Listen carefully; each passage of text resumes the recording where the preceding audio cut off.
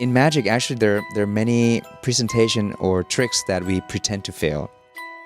People want to see you fail. In the US, if my friends ask me like, what do? I say I'm a magician. Oh my God, that's so cool. Yeah. Here in Thailand, it's like, what do you do? I was like, a magician. I'm like, what? You're a magician? Like, oh no, are you okay Like, financially? do you make money? Like. Patrick Kun, the first Thai national who has worked up close and personal with world-renowned magicians such as David Copperfield and David Blaine, designing props, illusions, and stage setups. Patrick has made a name for himself by creating amazing impromptu visual magic using sleight-of-hand techniques to make each effect as visual as possible without utilizing any special equipment. Patrick first made his international appearance on America's Got Talent Season 16, where all 4 judges voted yes during his audition, sending him straight to the next round. Ladies and gentlemen, without further ado, let us introduce you to Patrick Kun.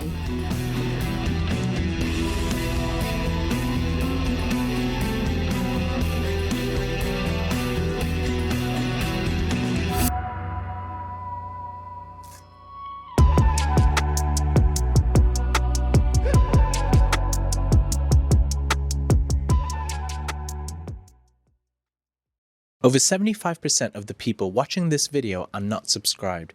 Could you please take a moment to subscribe to the Thaiger podcast? It would really help us out. So, Kun Patrick, what can you tell us about your background that would make us understand how you are as a person today? Sure. So my name is Patrick. I'm Thai. I was born in Pittsburgh, Pennsylvania. And I was raised in the US for a little bit and then moved back to Thailand for about 10 years up until like grade 9th. And then I go back to the US until I finish school, college, and work. And so I think it was quite interesting that the way my parents moved me around. And because when I first moved back to Thailand, they want me to also like pick up Thai. But then again, they're like, oh, you're a US citizen. Like, I want you to go back to the US so you can pick up the language quick, you know? And so I went to US when I was like in 9th grade. And I think that transition is actually very good for me because, you know, I don't really consider myself like very Americanized, but like I can adapt to both culture because I was raised in Thailand when I was younger. And then, so I don't forget the culture, the Thai, the everything. And then when I go to US, like I was able to pick up English like very quickly. And so that combination was really nice, I think, to be able to understand both culture. Right. And we know you today as the magician, Yes. right? So can you also tell us what age did you find magic and how did you get into it? It's such a coincidence. Actually, my name's Patrick. Even had the word trick in it, which is really crazy. Nice pun. And also, like when I was young, I remember this vividly. Like in kindergarten in the US, I was really bored during the nap time. And I was unscrewing like one of the nut underneath and I just told my friends like, hey, look at this. And then I said, I want to show you a trick. And then I hit it in my nose and it got stuck. Oh no. So, and I wasn't able to take it out, you know, and then it was really serious that like my nose started to bleed.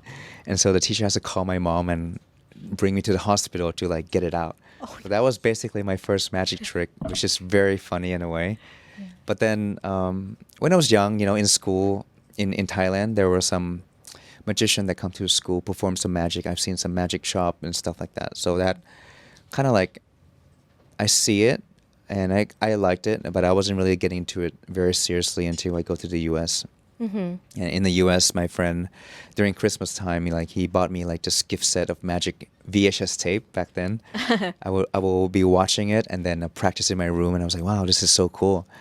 And every day at school, I'll be like doing magic to friends during lunchtime to test it out. And it just kept going from there.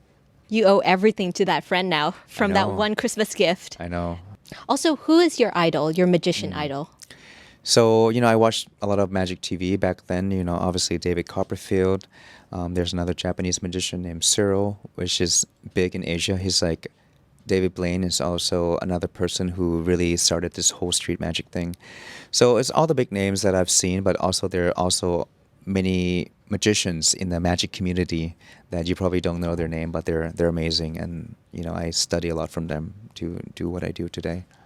Good thing that you mentioned David Copperfield, Cyril, and all those big guys. Like, how did you get in touch with them? Because I know that you also have worked with them very closely as well. Yeah, it's pretty crazy because someone who you look up. I've been doing magic for more than 20 years, and someone who you like idolize, and you see them on TV. You're like, oh, I want to be like that person one day. And then one day you're like, oh, we're just friends. I just call them like, hey, what's up? Like, let's hang out. But started with David Copperfield first. I actually studied graphic design from Iowa State University. And at that time, my parents were like, oh, I want you to get your master's degree and finish all the school stuff. So I applied everything, got scholarship and everything. And then last minute, my friend was like, hey, David Copperfield's looking for someone who can do graphic design and also like design some magic illusions and consulting for him in Las Vegas. And at that time, I was in Iowa. And Iowa was just so boring, it's just like cornfield. I was like, I want to move to the West Coast, I want to be close to LA, like Vegas. That sounds cool. So I was like, Mom, once in a lifetime, like, can I just skip school this year? Like, I'll work for a little bit and then I promise I'll go back. And so my mom was like, okay, whatever. And then so I decided to not go to school and then just try this opportunity. So I moved straight to Vegas and I worked with him for a full year. So, behind the scene in magic, we work a lot on designing like magic illusions for live shows. So it was a lot of work, I actually designed his logo, which is currently on MGM Grand. No way. So there's a big logo. If you go to Las Vegas, MGM Grand, David Copperfield is. You designed that. I Wow. did design it. It's very simple, minimal design, but it's nice to see like on a big building, And we have an amazing team that we work with, and every day it's like a lab. We call it the Magic Lab. And every day, David performs like crazy. He performs every day, 15 shows a week. So 2 shows every day, Saturday 3 shows. And so after he finished the show, we will come backstage and we work on new materials, new ideas, new content, and we will like test out ideas. So it's like a lab. Imagine like it's a magic lab where we just like print out things, we cut glue, like we build things and we test. And someday he will test with a live audience too. With some audience, we said, hey, we're working on brand new materials. Like, would you guys like to see a sneak peek? It's not finished. So it's like an open mic kind of yeah, thing. So I was like, wow, that's a really great way to test, because you can only test so much, and you have to test with the live audience. It's the same, I'm sure, with like a stand-up comedy, yes. right? You really have to try out with people and see if they like it or not. You take their feedback and you adjust it. And these audience members, where do they come from? Like just random people, and they have to pay tickets to watch? It's people who already watched the show. And we like, hey, you want to stay for another 15 minutes? We have some exclusive VIP magic for you. I see. But sometimes it's super raw. No music. And sometimes David is not even like performing it. We have one of our magicians perform it for him instead. I see. And at the end, we collect feedback from them. What they like, what they don't like. Like, it's very interesting. Like, I've never seen that before. So that was a really good way to test out stuff. And you have so many shows. How often do you have to revamp the magic? It depends. Like, if I do anything for TV or media, obviously you have to continuously like having to do new things, because people can rewatch, and you want to always presenting new stuff, right? If it's live shows, sometimes we have kind of like a set that you do already that you think is like perfected, it's good. And then sometimes depends on the event, you customize it to the client needs. So sometimes I get work to do like with brands, and they say like, oh, we want to present this cup, can you make this Thaiger pattern appear on the cup to present our new cup, things like that, So like, it's very challenging sometimes because it takes time. We have to think of ways to do things. And magic is, like everything is not real, right? Of course, like we find ways to do it. It's like engineering, like using science, arts and craft and technology and everything, like trying to find ways to make it possible. And so it's really fun. Like a lot of jobs I get, they're very different sometimes. There's always a new challenge on everyone. Speaking of challenges, I know that you will be working with David Blaine very soon. Can you tell us a little bit about that? I'm not sure I could say so much, but he is planning to do one episode of his brand new TV in Thailand, and I think really really amazing that he's visiting Thailand. I'm sure many magicians and there are people who have only seen him online. It's always nice to see movies or shows that they're shooting in Thailand. Like I think us as Thai, like we just feel so proud to see our stuff like on this national platform. So. But I think more will be unveiled soon. I think it's just I'll get to be part of it to kind of represent Thailand in a way. So I think that will be a very exciting episode. I think I jumped ahead very quickly, but I want to go back a little bit to David Copperfield. Did you have to audition to become his, the person behind the scenes? So I've been doing magic for a long time, and then before, I just started making clips online. And so people start to recognize my work and my style of work in magic. I have like a certain style, and then I guess people kind of recognize my name from then. So I kind of have like my name reputation in magic community. So it's like a close community, like in the magic magicians, like we like share ideas, and so they kind of know who I am in a way.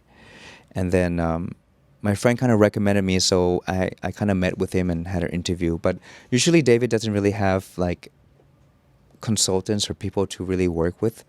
I think he was looking for someone new, like a younger generation. And obviously, like I'm a close-up person. Like I do magic up close, and he does like the biggest thing, like vanishing the Statue of Liberty, right? And so it's very interesting that like we're all really young at that time. I was 22. My friends, even younger. My friends were like 18, 19.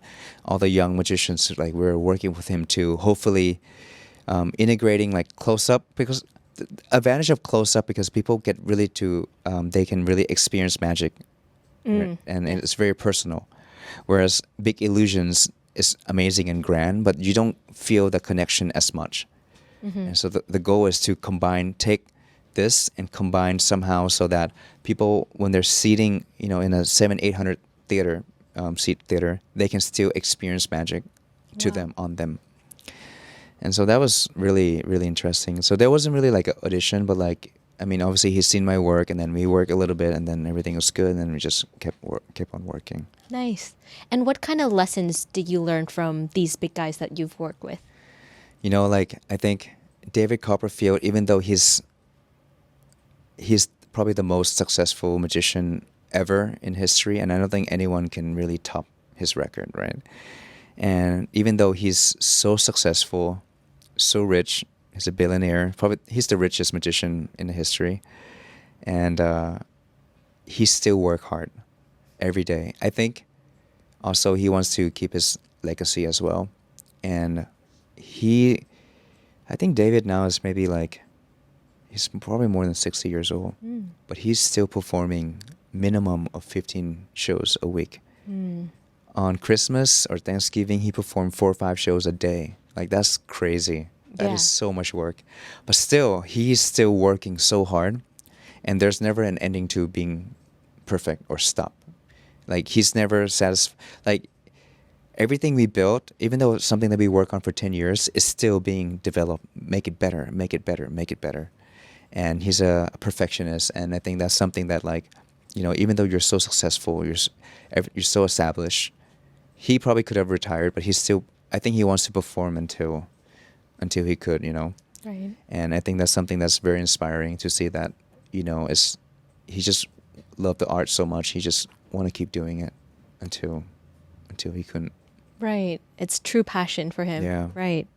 And speaking of that, what is your style of magic, if you had to tell somebody? Oh. So, I mean, I started magic doing like close-up magic. So, like, of course, magic that is like very interactive, but also I like magic that you can see, easy to understand. I don't tell too much story. My style of magic is visual. Like you can see it, like any language speaker can watch and still understand. If I don't speak the same language, they should be able to understand. So I like magic that I try to make it look like real magic, of course, so yeah, just organic things with stuff all around. Right. Yeah. And speaking of that, you do a lot of street magics. Has there ever been a time where it failed and people caught you? Oh, yeah. Really? Really? I mean, of course, we have failures. It's Okay. a nature of magic or anything, right? Like, and that's how you learn and how you get better. When I started magic, of course, my brother is like, so I have one younger brother who we used to live together in the U.S. and he will be my a person who I will practice with the most. The guinea pig. Yeah, he gets so sick of magic. Oh no. I mean, the most question he Yes. get asked too is like if he does magic too, and I try to teach him. I think he got sick of my magic because he just see it too much. Yes. You know, but I will be practicing with him all the time. It's like, hey, am I show? Is this angle okay? Like I will testing him, asking for feedback all the time, and that's a good way to practice. You know, so that when you go out and perform for friends and other people that you don't know, the chance of failing will be less because you already get comfortable with things that you're doing already. But in the case that it does fail, how do you recoup from that? Yeah. So the thing with magic is we're the storyteller, right? We tell the story. We lead you to our imagination of this magic, impossible things, right? That we want to take you. The key, I guess, the key is that they never know what the ending is. So if something goes wrong, we find a way to segue it into Smart. a different ending. Ah, okay. And Trick. that's the main difference, I think, with people who have been doing magic for a long time and people who just begin doing magic, because that is something that you can't learn. You can only learn from failing and knowing how to get out. Same thing, I'm sure, with like singers. If they miss the lyrics, or a musician, they forgot something, you just find it. Like the key is you cannot let them know you failed. That's the last thing you want to say. Oh, I'm sorry. You cannot admit. Right. I mean, that wouldn't be ideal to be like, oh, I'm sorry, it just that didn't work. Like they will just know that you failed. Yes. But in magic, actually, there are many presentation or tricks that we pretend to fail. Yes. It is part of the script, and it's actually good because people want to see you fail.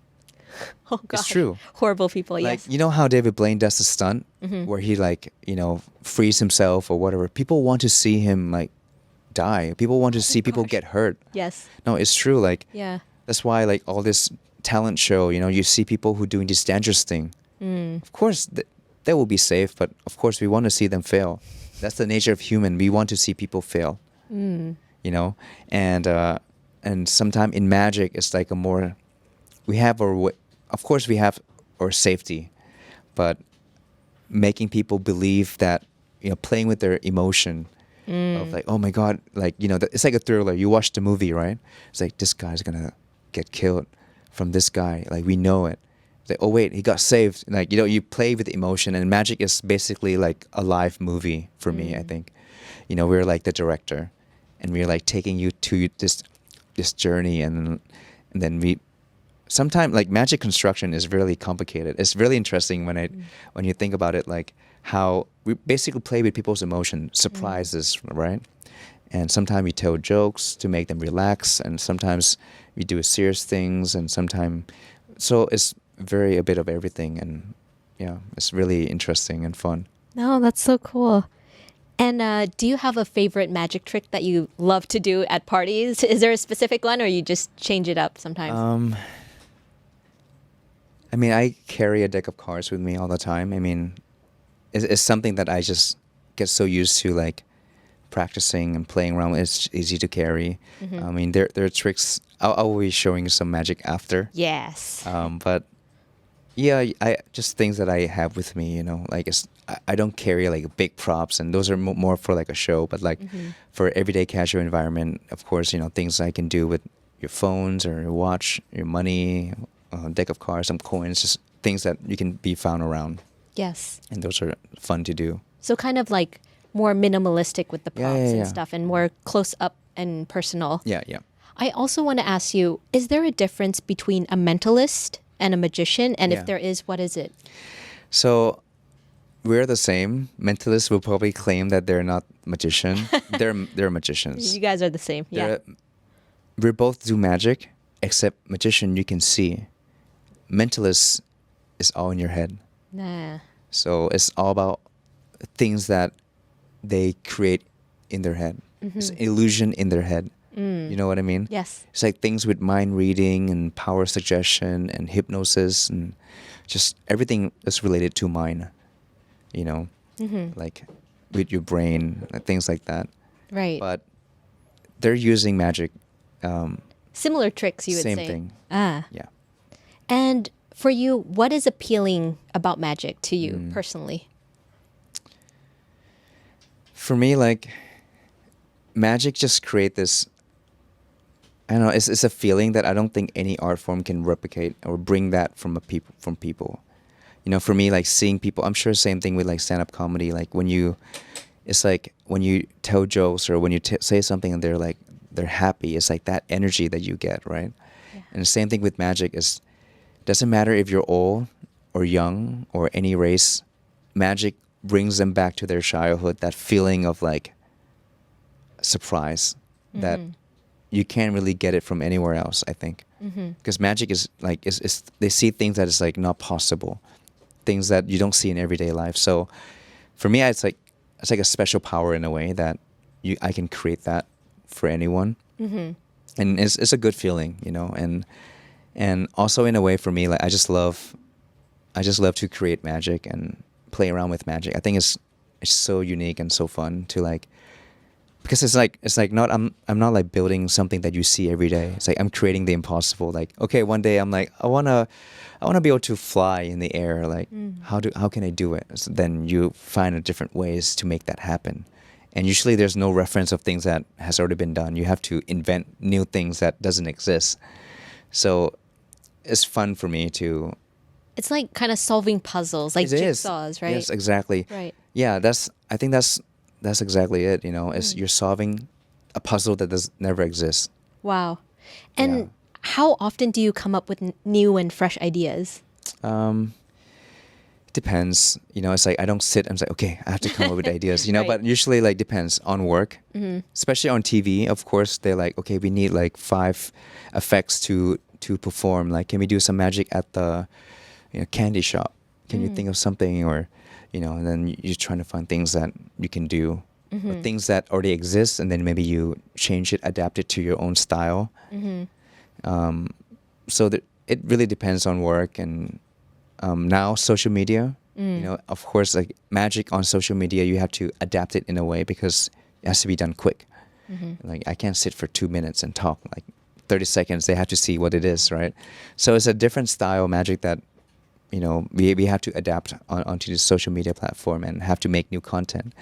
And making magic content on social media is tough because it's not like singing where I'll just sing different song or I'll dance different move. Like magic is like we have to find new things all the time, and it takes time. Yeah, so it's challenging, but I used to try to come up with things so I can share it online, and it keeps myself on my feet to always thinking of new things. Right. Do you think that social media has changed magic from how it was done in the past to the present? Of course, yeah. I mean, I think people now, of course, their attention span is a lot less than before. Yes. And it makes us... Magic just has to get to the point. Like, we can't spend like a 2-minute me telling a story about my grandpa who gave me this deck of cards. Yes. Like, they Yeah. just want to see the magic. I Yeah. feel like this generation, like, we just want to get to the point. Yes. And so on social media, it definitely changed a lot. Like a lot of magician, like in magic it's only meant to be done in person intentionally, right? Like magic is not meant for media. Even for TV, it doesn't translate the same way as live. And so with social media, it changed everything. So many younger generation magicians who actually this new generation magician just started doing magic on social media. Yeah. Because you get views right away, you get engagement, you get popular quick. But it's like they almost skip the step that magic is meant for live, right? So they only focus on social media, whereas when they do live, they're not able to meet the same expectation because, they can't do live. And so I think it's a new thing that changed. And also YouTube, the fact that people can watch, they can rewind, they can save, they can stop frame by frame. It makes magic, of course, like more difficult. We have to make sure that everything looks good live, looks good on TV, and because people will just expose your stuff, right? There's a lot of reveals online. Oh yeah. How do you feel about those? I mean, there's nothing I can really do, you know? It's like, Right. it's going to happen because, you know, when people wants to know the secret, it's because it's not easy to find. So when they see things, they just want to like find out. You know, when I did my AGT, of course, there's so many reviews video. A lot of time they're not correct. Ah. They have their own theory, which is really interesting to watch as well. But like they will break down of things I do, and so Like not. yours specifically, you mean? Oh yeah. Oh wow. Okay. Yeah, like, but they're not always right because they're not magicians and they don't know the whole details. But they just, yeah. So they tried. Okay. But it's nothing I can do. I think the only thing we can do is to always improve on our magic and just always one step ahead.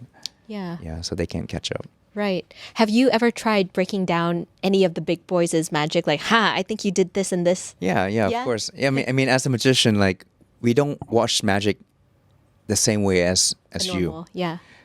And actually, I have a TED talk next month. Okay. But I do talk about like how before I started magic, before I want to be a magician, it's like I'm taking, you know, the Matrix. There's 2 pills, Yes. blue pill and red Right. pill, and like one is whether I don't want to know the secrets.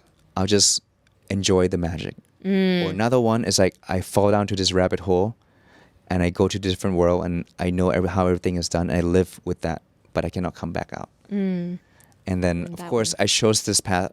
That means I cannot see magic the same way as you or other people, but I see it and I appreciate it in a different way. When I see a good magician, like we don't get surprised the same as you, but we get surprised in a different way. Like, wow, this guy, the execution is so great. Like he talks so well, the flow is so good. Like we see things in a different way, and it's really fun. Like I actually enjoy that perspective as well because we appreciate every single thing they do.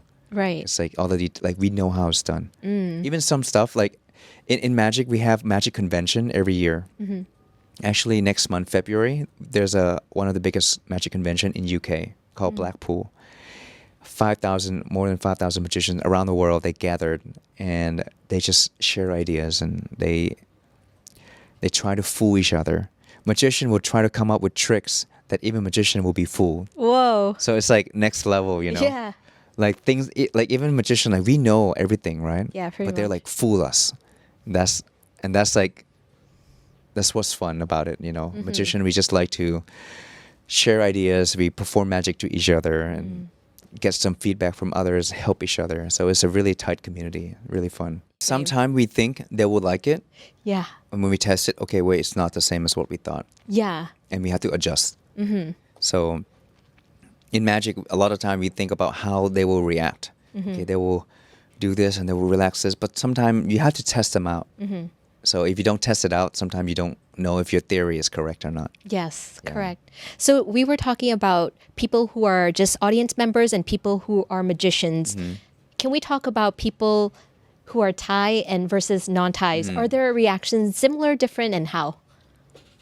They're very different. You know, so I live in the US for 20 years, and then I moved back to Thailand this past 3 years. So I used to study magic all in English. And of course, in magic, we have to learn how to script.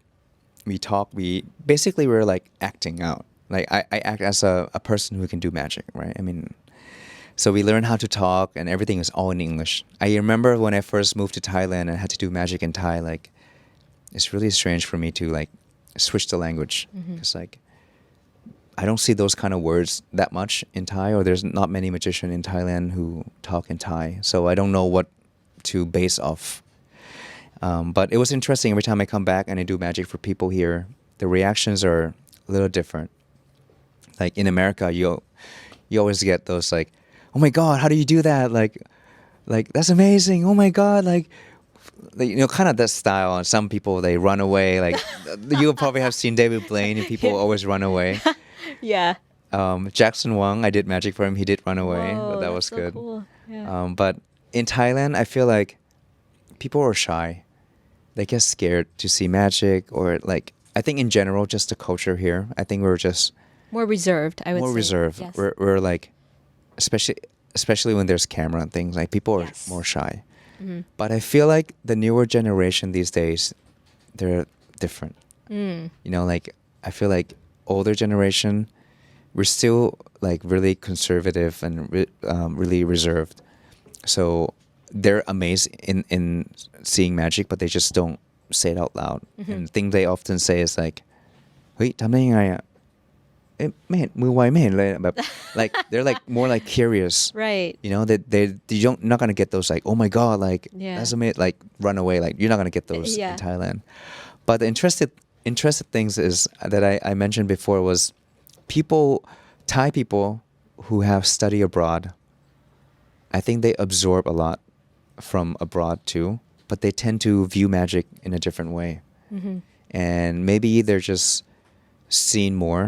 You know, they've been around, and I don't know. Like, what do you think? Is the Yeah, so we were discussing this earlier. I think that people in the West in general, we were brought up to really appreciate arts and musics. And so when we see art performance, we go, wow, this is amazing. Whereas Thai people, or more generally Asian people, we're kind of indoctrinated as a kid, like maths is king, science you must know, arts, yeah, you can leave that aside. So when we actually see people performing or singing, we're like, yeah, that's nice to have, but it's Yeah. not like, wow. like in the US, if my friends ask me like, what do I do? I say I'm a magician. Oh my god, that's so cool. Yeah.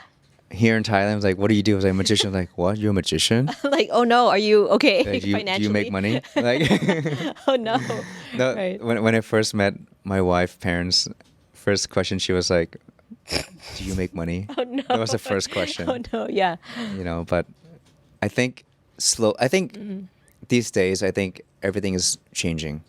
You know, I feel like we're a lot more open in arts, and so I think it's only going to get better from here. Yes, I agree with that one. So let's talk a little bit about America's Got Talent. Yes. First and foremost, why did you choose to go on America's Got Talent and not some Thai TV show?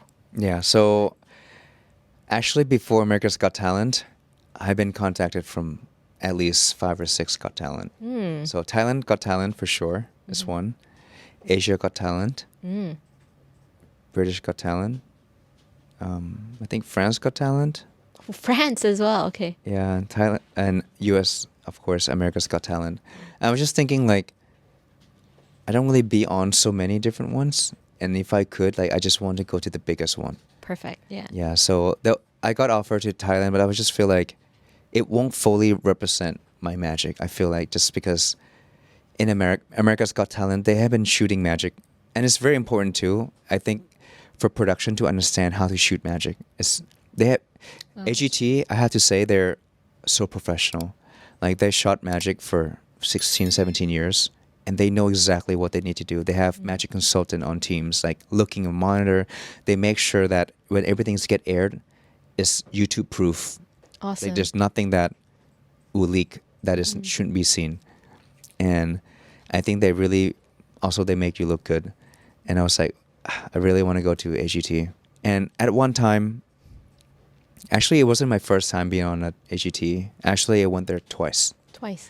Yeah, so before I went on season 16. Last year was 17, so it was about almost 2 years ago. Okay. 2 years before that, I think season 14, I was also auditioned to go there, and we film everything. The audition round, I got yes, but then eventually they just didn't air my episode. Oh. So, you know, on the show, like, doesn't matter if you. You know, like it's not guaranteed. They always say you're not guaranteed to pass, even though you get yes, it doesn't guaranteed. Oh, okay. Yeah, so I was a little bit disappointed. I was like, oh man, I worked so hard, and you know, like on HT, it's not just you going there and you just do whatever you want. The process of getting things approved, rehearsal, and everything, it takes months. Right. Yeah, so I did everything. This one, it didn't happen. I was really sad. I was like, okay, I'm gonna go to Thailand. Like, let me just go to my home. Let me own Thailand. Let me just do magic here. I was like, I'm done. I was really sad actually.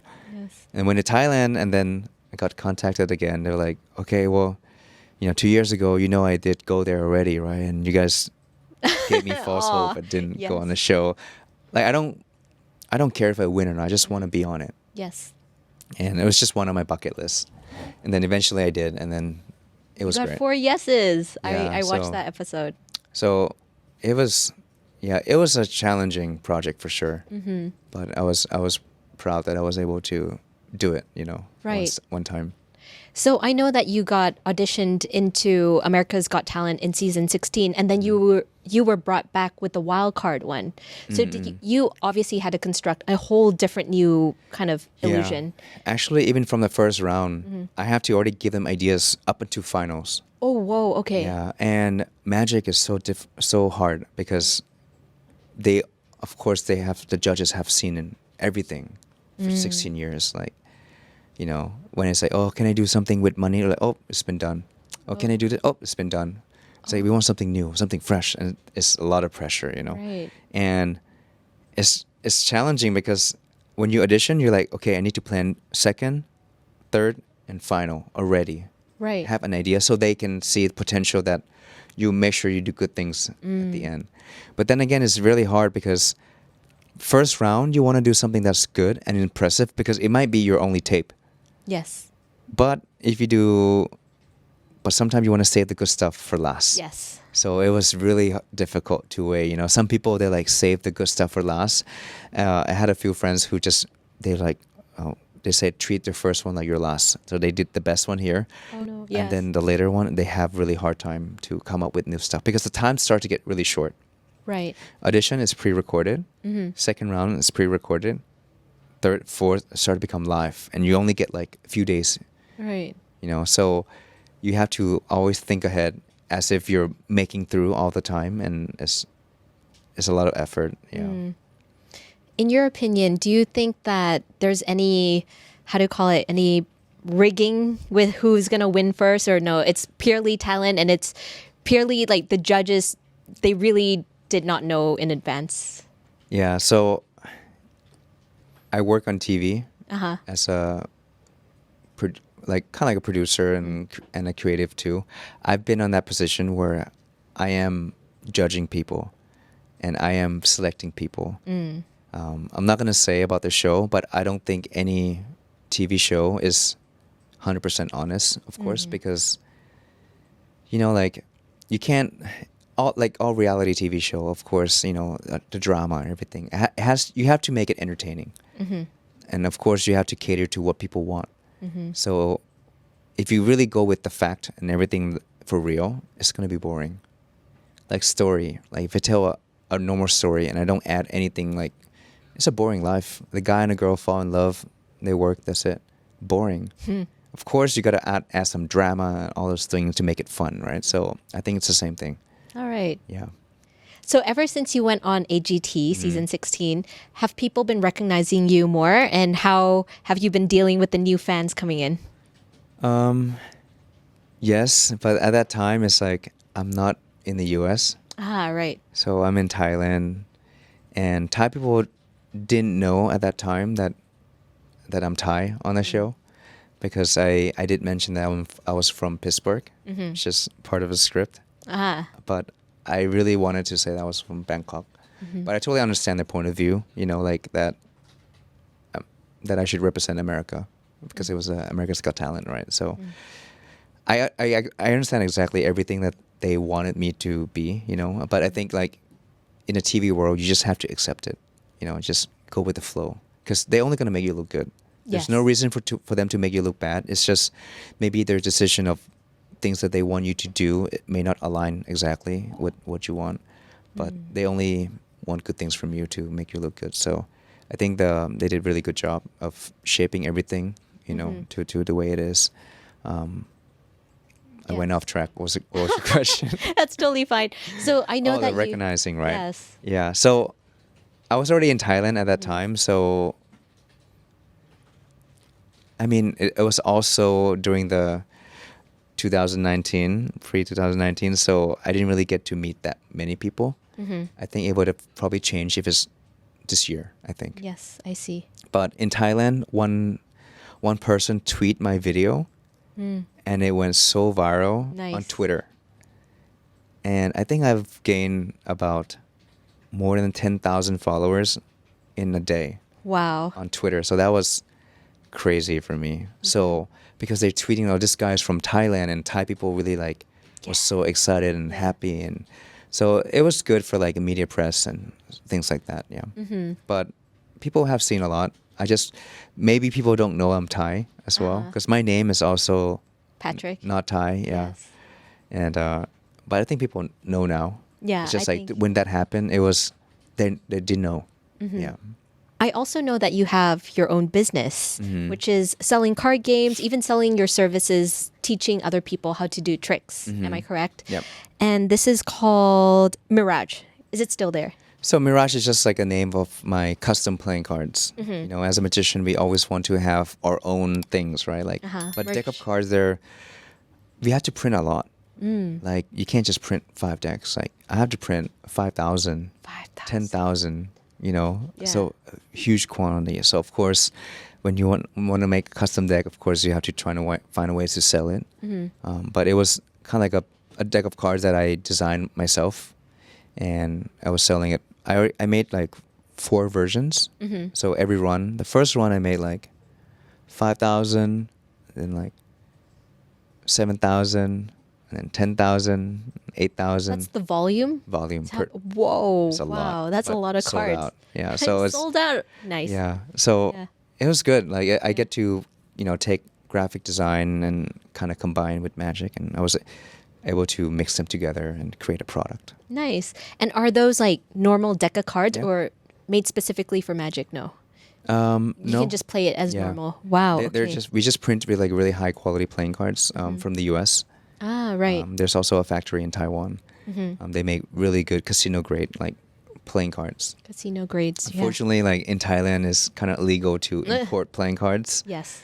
So I still have many fans who really want to get it. It's just so hard. Yeah. I can't just bring them here. Yes. We just get held in custom. Yeah, probably not worth it. But you do sell your services, right? Of how to do magic, street magic. Yeah, so only for magicians mainly. Okay. Yeah, so in magic, there's magicians who perform. There's also magicians who create magic, like writer and singer. And there's some magicians who only create. So we come up with ideas and we're like, okay, I have a way of taking 2 glass and I tap like this and they link inside of each other and it's impossible to take it out. So let's say I invent this idea. I say, I'm going to call this the linking glass something by Patrick. And then let's say this idea has never been done. I said, you want to buy this trick? I'll teach you the method for $30. Nice. And you're like, okay, I want to learn it. Then you pay me $30, and then I give you access to see the secret of it. And you learn it, and you have rights to perform it. Right. So it's kind of like a ghostwriter for magicians almost. So you own those rights. Is there any copyrights to the? To the It's things? hard, ideas you can't really copyright. Right. But in magic, we have to respect every person that creates something. We relies a lot on ethics, and so in magic we always study like we credit people. Let's say I was the first one to invent this linking glass that's inside, right? I say, okay, I take it, I put a cloth on top, and I take the cloth out, and they're link. And then you're like, oh, that's cool, but I don't like that you have to cover it.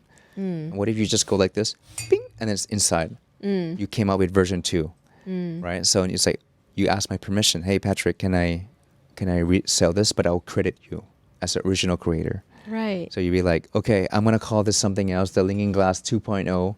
And you said originated by Patrick, and then it's by you now. So we had to always credit other people on things that we invent. And yeah, so there's like a community like that. I love that. And what constitutes a magician? Because you said like, oh, I just kind of sell my course to magicians. So it's not just like, let's say I walk in like, hello, I would like to learn magic, and I can just You go. can. It's just like we already skipped the basic stuff. Ah, okay. Like anyone can learn it. It's just like it's advanced. Right, got it. So you almost have to have the basic things in magic that you should know. Every magician would know already. The basic slides, basic things, how to handle cards, and if you already know those, then you can apply to this, and you can learn it quick. Like I can learn new tricks like very quickly. So, I mean, it's not really for a magician. Anyone can learn it. It's just like they're a little bit more advanced, difficult. Understood. Yeah. Cool. Wow. This is like new information for me too. I feel inspired to be a magician. So we're coming to the end. I want to ask you, what's in the future for you? Yeah, so every year I try to set a goal to do something different every year. I mean, of course, something that's bigger every year. You know, I've done AGT, I've been on this TV show, I have my own kind of like TV special in Japan. So this year I want to focus on doing a live show. So it's already in the plan. Hopefully, maybe July, August, we'll have my first public show. In Thailand, you mean? Tyler, in a theater. It will be like a full production. Okay. So not like it will be like a magic show, a proper magic Nice. show. And I really want to make this good so that it really represent magic in Thailand. I feel like in Thailand we don't have so much chance to see like good magic. And I really want to bring like what magic represents today, you know. Because I think we still have the old image of magic. When you say think about magic, we think of like magician in a suit with a rabbit, or like, you know, those old classic style magic. Where I think in abroad we already went so far. I want to erase those image, replace Yes. with modern magic. Yeah. That's my goal to have a show. Yeah. I'm looking forward to your show. Thank you.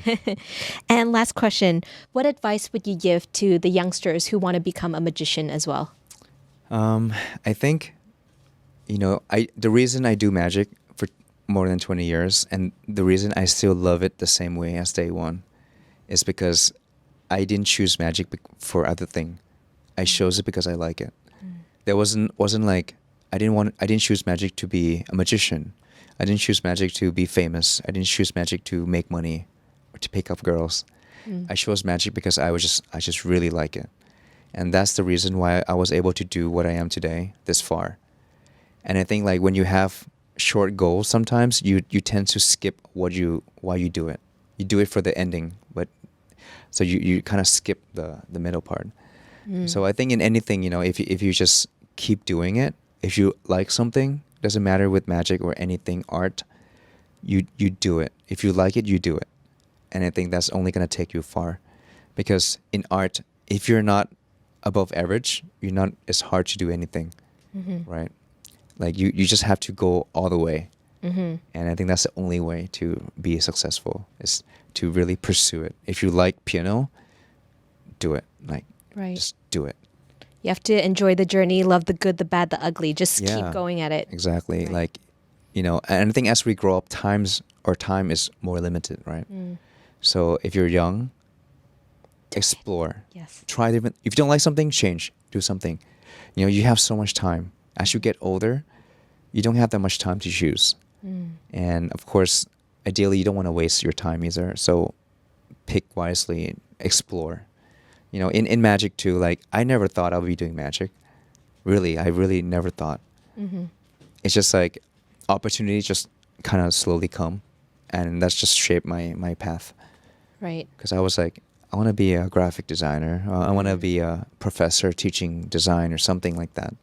Or maybe I'll work in a company. Never ever thought in my life I'll be doing magic Right. for work. So you didn't choose magic. No. Magic chose you. And on that note, thank you very much, Kun Patrick Kun, for Thank you coming so on to much. our It's show. such an honor. ค่ะสวัสดีค่ะ Thank you. So, guys, if you've watched until now, thank you very much. And for a little bit of a bonus track, we have Kun Patrick Kun, who will be performing live in the studio right here. We have tons of audience members, and he's going to perform one of his magic tricks exclusively for the Thaiger members here. Yes. Okay, so let's get started. Yes. So Einstein said that time is an illusion. Have you heard of that? Yes. So I have this really old pocket watch. Okay. It doesn't work anymore. Let me see. Can you kind of see what time that is? It's around, sorry, I'm not wearing my glasses, but 2:35. 2:35. Yes. And the camera can see. I want you to remember this time. 2:35, yes. And in a second, I want you to I'm gonna close like this. I want you to grab here Here? and hold very tight. Okay? Hold up high like this. I will not touch this, okay? Of course, one more thing we'll need is a deck of cards. And we're gonna try something using time and some cards. With the other finger, as I spread like this, I want you just go ahead, just touch one card for me. This one? You sure? Yes, I'm gonna certain. close like this. I'll show. The camera can see we have the 3 of hearts. Yes. We don't need this anymore. We don't need this anymore. I'm going to make a little mark. So if I just tear a little bit like this, so we had a receipt. And I want you to hold this on this hand. I want you to watch closely and watch this. When you imagine the corner, Whoa! Whoa! What the hell? completely gone. Look, the receipt, that corner, is completely gone. Yes. Remember I told you, time is just an illusion. What time was it? 2:35? What if I say the time you saw is never there? No. Actually, I'm going to show my hand like this, very slowly. I'm going to open this out. Watch. Inside, the time has completely transformed into a corner of a card. You show us the 3 of hearts, right? Take this Right. out.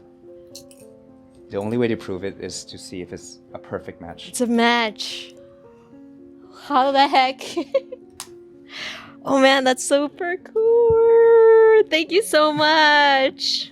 Whoa. So much you can keep that. Oh yeah, can you sign it for me? Sure, of course. You can see, I'm sure you play cards. Mm-hmm. All the cards, 52 different options. What was your name again, sorry? Jay. Jay, I want you to point your finger out. I want you to just touch one card. Okay. Doesn't matter, just take it out. Yep, take it out. And show it to everybody. Show it to the camera, make sure I don't see it. Got it? Yeah, Yes. got it. Okay, I'm gonna go like this. I'm gonna dribble. Anytime you want, I want you to place the card back. Okay. Okay? Yeah. Okay? Okay. You put it in. Yep. When I say now, you just put it back. Oh, it's you already did back. Put it in already. Oh, okay. Do you remember where it is? No. 'Cause I don't know either. Okay. Should I just try that again? It's okay, it's okay. Okay. Let's see if I can. Let's see if I can fix it. Imagine I can bring that card all the way up to the top. Yeah. Hold your hand up for me. 1, 2, 3. Your card. The king of diamonds. It changes into the king. It was your card. Oh, okay. No, you don't buy it. Okay. Wait, we don't need this. Tell me your card. What is it? Put your It hand on top. was 6 of spades. Was it spades? Ye- No. No, the cauliflower. Oh, the Cauliflower. Yeah. Clubs. The clubs. Good clubs. Yeah, This one. Clearly, we're not card This players. one, here. okay. Yeah, 6 of The clubs. 6 of clubs. Yes. Let's try this. I want you to imagine this. Let's try that. Can you hold out your hands for me? Hold your hand. And take this. And I want you to wave the 6 over. Imagine we can go back in time. Like, if I didn't mess up, that should have been your card. Okay. But if you could fix it, Yeah. see this is 1 piece, this is 4 piece. I want you to imagine we can move it to here, this, No. to here. The 6 of clubs. No. It's no longer. What? What? I think that's kind of crazy. What? What? No, if the king of diamond is here, it only makes sense if that is. What? No. Okay, take Six off. of six of cauliflowers. You wizard! How? What is it? It's Yeah. the What is card. it? Is it matchy matchy? See, it's the card and the property of the card. They switch places, right? But Yeah. it's all just an illusion. Let me see. Okay. But Yes. of course, people always say like, oh, if I do this, what happened to the cards, right? Right. Are you left-handed or right-handed? Right. Here, take this. Hold tight. We don't need this anymore. And if I take the king, and what if you can do it one more time? Will you be able? No. But I'll do it. No I'll do it a little bit way. differently. Look, if I just go like this, imagine we can go back in time. The king didn't change. Yeah. See, it's 1 piece. The 4 piece they fuse into 1 No. slowly. No. Open your hands. No. No. No. No. Oh. Open. What? What? No. Show it to the camera. What? How is that even possible? Oh man, that's so cool. All right. It's Yep. so cool. Wow, thank you so much. I hope you guys like it. Yeah, I love it.